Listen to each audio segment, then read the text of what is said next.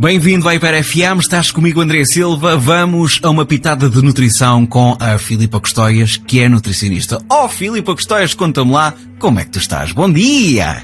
Olá André, está tudo bem contigo? Estamos felizes e contentes, eu estou feliz e contente. Vamos a isto? Sim senhora, vamos! Ok, vamos lá então a uma pitada de nutrição aqui na Hiper FM e hoje a Filipa Custóias escolheu como tema o que comer antes de treinar. Ok, ainda bem que falas no que comer porque têm aparecido muitos vídeos nas redes sociais sobre o que tomar.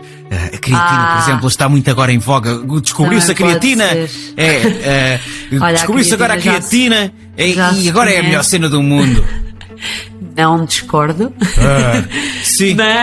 Mas pronto, pode ficar para outro episódio. Portanto, hoje vamos só falar de alimentos. Olha, registra aí o que tomar, porque muitas das ideias, e nós já falámos sobre muitos assuntos aqui em uma pitada de nutrição, daquilo que é saudável, daquilo que é saudável, daquilo que é recomendado e daquilo que não é recomendado, e muita coisa que recomenda na internet pode não ser o mais indicado.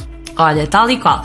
Belo modo para começar este episódio. Então, vamos lá, então. Coisas importantes em relação ao porque é que eu decidi escolher este tema para hoje. Porque realmente tenho tido, felizmente, muitas pessoas em consulta que iniciaram o exercício físico agora, que estão a começar a dar os primeiros passos na atividade física, portanto, isso deixa-me bastante feliz, mas acaba por surgir muitas vezes a dúvida de o que é que devem consumir ou o que é que devem comer realmente antes de ir treinar. E, mais uma vez, resposta de nutricionista é depende, não é? Exato, sim, depende claro que sim, de muita coisa.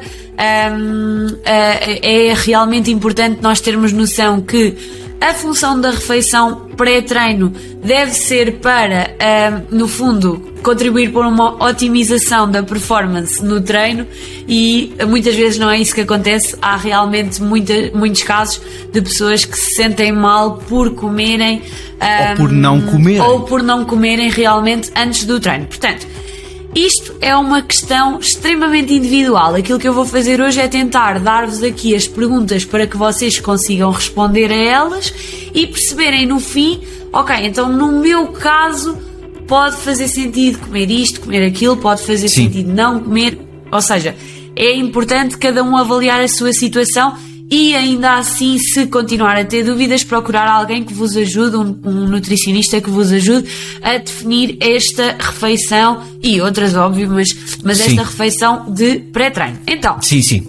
principal. Uma das coisas que nós devemos procurar creatina. E agora... Desculpa. Uma das coisas que nós devemos procurar na refeição de pré-treino é que esta inclua hidratos de carbono. Porquê? Os hidratos de carbono vão ser basicamente a nossa fonte de energia para o treino. Então, por isso, esta refeição deve ter uma boa quantidade de hidratos de carbono. E quais? Qual o tipo de hidrato de carbono que devemos incluir? Quais, Filipa? Se for possível, devemos privilegiar uma fonte de hidratos de carbono com um índice glicémico mais alto. Ou seja, no fundo, alimentos que tenham, que sejam simples de absorver, nomeadamente, por exemplo, a fruta, um nestum de arroz, um pão branco, umas tortitas de milho ou de arroz, por exemplo, ok? Que são alimentos o quê? Simples, que não têm nem muita fibra, nem uma quantidade muito grande de gordura, que são duas questões importantes a ter em conta ao escolher a refeição pré-treino. Porquê? Estas duas questões são importantes porque tanto a gordura como a fibra acabam por atrasar o esvaziamento gástrico. Isto significa que a comida fica mais tempo no estômago antes de seguir viagem para o trato gastrointestinal.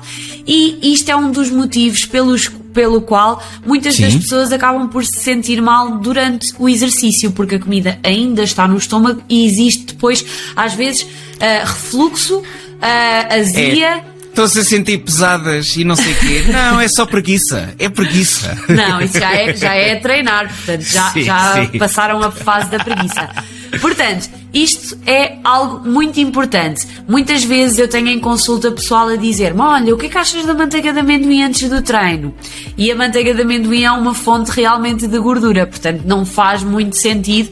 Eu sei que é muitas vezes associado, os frutos gordos também, como pré-treino, mas realmente não faz muito sentido. Então, para além das sugestões que eu dei ainda há pouco, o que é que nós poderíamos adornar aqui? Ou seja, nós poderíamos optar, por exemplo, por uma barra de cereais simples, daquelas, por exemplo, com um bocadinho de açúcar ou mel e os cereais. Sim. Poderíamos optar, lá está, pelas tortitas de arroz ou de milho, se não quiséssemos comer aquilo assim sozinho, com um bocadinho de doce ou compota ou marmelada. O pão também, ele com um bocadinho de doce ou marmelada, também parece fazer sentido. Um purezinho de fruta ou mesmo uma peça de fruta. A banana é uma excelente fruta para pré-treino. E normalmente, como é assim uma fruta mais densa, acaba por depois não causar tanto esse tal refluxo que às vezes existe, por isso é uma opção muito válida. E depois existe só aqui uma questão, que é a questão da proteína, que é extremamente variável, então depende também um bocadinho da refeição que nós vamos fazer. E também se calhar depende da hora que vamos treinar. Exatamente, lá está. Por exemplo, imaginem que a vossa refeição pré-treino é o almoço. Vocês não vão estar a deixar de consumir, por exemplo, hortícolas, etc., porque provavelmente isto também vai ser com uma antecedência. E eu já vou falar do timing. Portanto, em relação à proteína, é um bocadinho variável. Realmente depende da hora, depende de qual é que vai ser a refeição que vai ser usada como pré-treino.